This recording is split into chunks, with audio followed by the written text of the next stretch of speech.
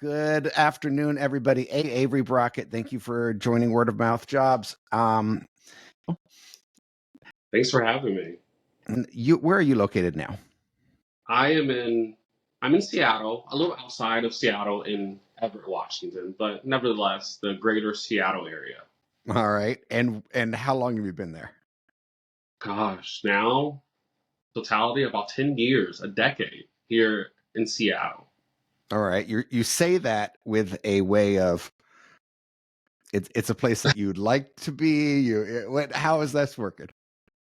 Yeah, I like Seattle. Seattle's been good to me with regards to my career and jobs. I got to Seattle, my career actually started and flourished here.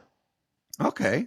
So where did you come I graduated from ECU, East Carolina University in North Carolina, with my bachelor's degree. And the plan was always to get out of North Carolina as fast and as soon as possible. I graduated, we were in the midst of the recession. So this was like 2008 to 2010. I end up in Vegas. from? Okay. And sure enough, it was a recession in Vegas as well. But Vegas was it was cool, it was fun, it was hip. My first job was for about a year working for this club in Bellagio, working from like I don't know, like what 5 p.m. to like 1 o'clock at night. We just go and trying to round up all these like beautiful people that come into the clubs. Yeah. In a sense, I kind of started my recruiting life there, right? For sure, Great because point. you were I feel like you were selling you were selling the club for sure, but you're also selling yourself and the amenities that the club had. So that was really fun. I loved that. Did that for like a year. Went on to do some other many odd jobs in Vegas. The last one was at Nordstrom, which I love. Nordstrom is like the epitome of like career job 101, especially if you're going into sales or anything like that. Because I love Nordstrom. Like I've always been a security person. So So, when I was at Nordstrom, it was just like, okay, you get to make your paycheck. Like I think it was base, it was hourly versus commission. okay. And I think I only made hourly once, and then from there on, I just got the commission checks because I was still Wow. did that, but got to a place where I realized also that Vegas at the time did not have what I needed with longevity in a real substantive career as I felt. Okay. So at some point, I packed up my dog, I packed up my things, and was like, where can I go next that's going to be good for young black men looking for a job right now? Okay. The options were Seattle and LA. All right.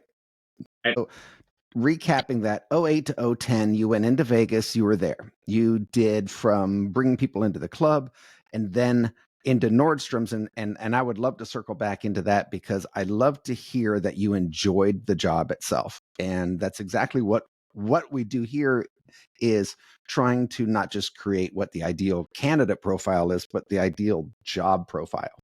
So it's mixing the two together. And it sounds like at that moment, although it wasn't the money and it was Las Vegas, so there's a reason to go at one point.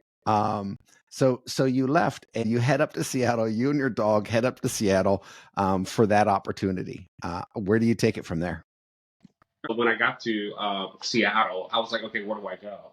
And the first place I went was a recruiting agency to see if they could do some of the legwork for me with regards to finding me a job. And, So tell us how does that occur? I believe in myself is when I thought of a recruiter, those are the people that block the door. They were the ones that I had to get past to get into the company. You're mhm. saying you took a different approach. Go over that, and then based on what you know now, how does that work? And is it something advisable that you suggest? Yeah, because I don't think a lot of people understand that there are people out there who want to help you find a job or have opportunities and or contracts with organizations that are trying to staff. I didn't know that there were people who were trying who Again, we're working hand in hand with an organization looking for people like me who was looking for work at the time. I went to a couple of different agencies that had jobs that were readily available, ready for me to with them and start work. They Mm. told questions they were going to ask me, who I could be talking to, getting me prepared for the actual like interview with the actual organization. So when I went into the eventual organization, I was very, very prepared. It was a business development role because I actually applied for a call center job. So at one center, they actually had the corporate center or corporate side of the business, and then they had the call center side of the business. And I was just looking for a job, so I didn't care, you know. But the HR director's like, hey, actually, you know, you have a 4 year degree, you have a great background. She was like, I actually want you working on the corporate side as a business development leader slash account manager, and it was on a contractual basis. All right. And this type of a recruiter that can work for you. So what you're describing is a company that's recruiting for another company, correct? Yeah, exactly. Okay. And those people, the companies that have that contract, they usually have contracts with other businesses also, correct? Yes, exactly. So if I went to an Avery and you are representing 5 different companies, you have positions to fill at all 5 of those companies. Yes. So I'm not a burden to you. I'm right. Let's go over what a recruiter's day is, Sure. the genesis of what you do as a recruiter. As a recruiter, I'm looking Okay. for the most talented person for any one job requisition and getting them hired. So I'm helping out the person. I'm helping the person get a job, and Mhm. I'm helping the organization with headcount as well. What was that first role? How did you make that jump? And did you realize what you were doing and it was going to define the next 8, 9, 10 years of your life with it? Yeah, so I remember we had this as a business analyst, we had this like competition at one point where we had all these accounts that we were managing, and we were just trying to save like the most money with our accounts. It was broken up into 3 parts. It was like marginal costs, and it was just like saving the most money with regards to marketing for each like organization that we were managing. Endingly, I won 2 of 3 of those categories, and they were just like, "Wow, you did such a great job." And they were just like, "Wow, you killed it. You're gonna get $300 for each category that you won." Meanwhile, I'm saving the company hundreds of thousands of dollars, and I'm just like Yes. $300. I'm just like, whoa, that's like not a lot of money. Okay. So at that moment, it was just like, okay, how can I make this into a career? How can I actually go into a career where I can dictate my own paycheck and essentially do the same thing?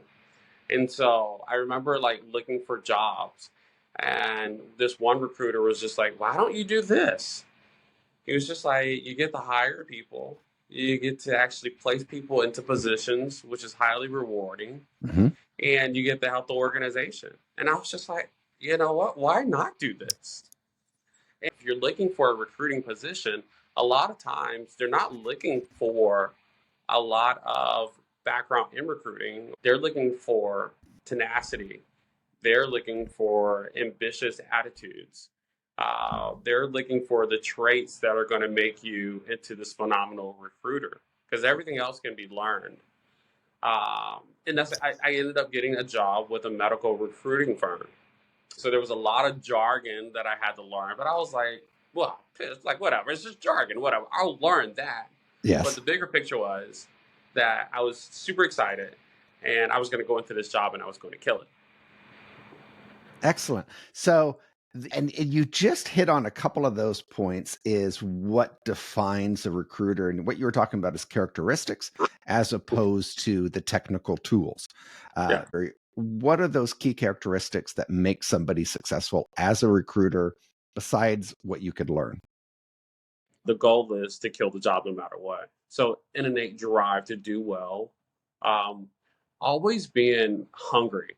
That hunger, that innate drive, the motivation, um, and that gratitude as well, being gracious for the things that have come your way that you have gotten, how to accept that, be gracious for what you have, um, and to keep on trucking, I guess. I don't know, to keep going. Yeah. Recruiting has been around for a very long time. Yeah. However, I think right now with tech increasing, with I know we always will mention ChatGPT. This is where we are. How does this going to affect? What changes do I need to learn? How are you staying updated on what you need to know to make you successful? And Great question. Because yeah, there's been this ever evolving kind of like landscape of recruiting, especially in the last like 4 years. There's been a lot of different changes, especially when it comes to technology. Technology has really become like a force um, in recruiting for sure. When it comes to the ATS, what is an ATS? yeah, applicant tracking system. Okay. So in an ATS, all of your applicants that have applied or that you've maybe migrated or taken from a different social media platform, let's say LinkedIn, and put into the ATS. This is where your pipeline lives. Well, how does that help you as a recruiter? And what would you say to people that are, for them to understand that their application that they click on Indeed, apply now, and that goes off, and there's 300 people or 3,000 people that applied to it? Is somebody looking at that, or is a computer looking at that? So computer is going through and looking at your application. We're at a place where yes, technology is advancing, and we're getting to a place where it's getting better and better and better. And I think honestly, we will be to a place where AI will go through an application and and filter it out and basically can tell right away if this is something that you want or not. I have some questions for that, and a JD is on the job description. So Sorry. I think that Use the people, recruiter lingo. yes, people that are familiar with, or people that are unemployed that are looking for work, and what they recognize is they're applying to a job and they don't hear back from anybody for a month or 6 weeks. So they recognize, oh shoot, I can't just apply for 5 positions a day that you're unemployed, that you now need to apply for 40 positions a day just to get a call back. And meanwhile, you're focused in on 5 or 6 top candidates. So you can't look through 500. You need to narrow it down quickly, get to these 3 to 5, and start the preliminary interview. Right. Is there something that those other people can do that are sitting in that pile that can raise their hand and still be acknowledged or still be noticed by you? Yeah, I think what they can do right away is change or curtail your resume so that your resume stands out. So I can see your attributes and things that you've done that make me want to look at your profile.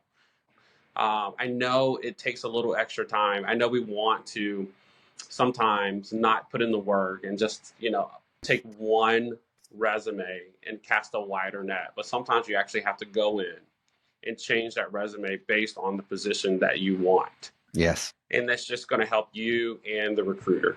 And there's a suggestion there that you can have multiple resumes. You can build that time. You can send out your LinkedIn profile should summarize your history and rank accomplishments that you've done.